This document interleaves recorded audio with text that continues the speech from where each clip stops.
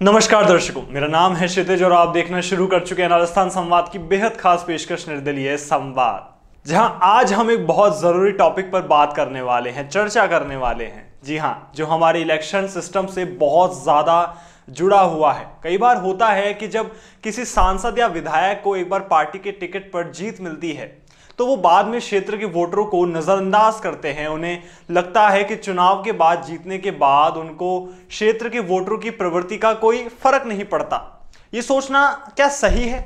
देखिए, जब भी एक उम्मीदवार चुनाव जीतता है तो वो अपने जीत को पार्टी या सांसद में दिखाने का काम करता है, लेकिन कई बार होता है कि उम्मीदवार को एक बार चुनावी जीत मिल जाती है तो उसके बाद वो अपने क्षेत्र के वोटरों की परवाह ही करना छोड़ देता है। इसका मतलब है कि वो जीतने के बाद भी वोटरों की नाराजगी और मांगों को ध्यान में नहीं रखता और उसका शिकार बनता है। कई बार ऐसा होता है कि अगली बार पार्टी उस उम्मीदवार को टिकट ही नहीं देती और वो कहीं और से टिकट देने की बात होती है। इससे ये जाहिर होता है कि वोटरों की नाराजगी और मांगों का उम्मीदवार पर कुछ भी असर नहीं पड़ता और वो केवल पार्टी की निर्णायक शक्ति के हाथ में होता है।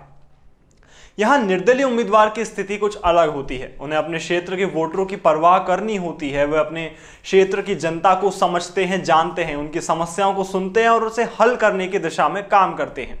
निर्दलीय उम्मीदवारों के पास अक्सर स्थानीय समूह का सहयोग होता है, जो बड़ी पार्टियों या बड़े नेताओं के पास कहीं ना कहीं नहीं होता। वे अपने क्षेत्र के लोगों की समस्याओं को समझते हैं, उनके लिए समस्याओं का हल ढूंढने के लिए काम करते हैं। इसलिए हमें ये याद रखना चाहिए कि जब तक पार्टी के टिकट पर जीतने वाले उम्मीदवार अपने क्षेत्र के वोटरों की परवाह करते हैं, तब तक उनकी स्थिति सेफ है।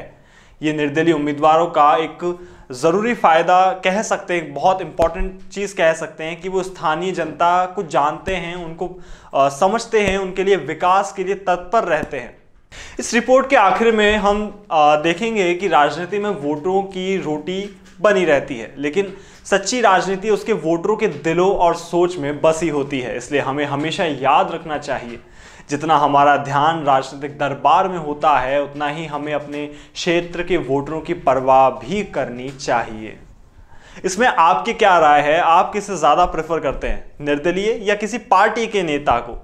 आप हमें कमेंट बॉक्स में बता सकते हैं और साथ में लाइक, शेयर, सब्सक्राइब करना मत भूलिएगा हमारे चैनल को। धन्यवाद।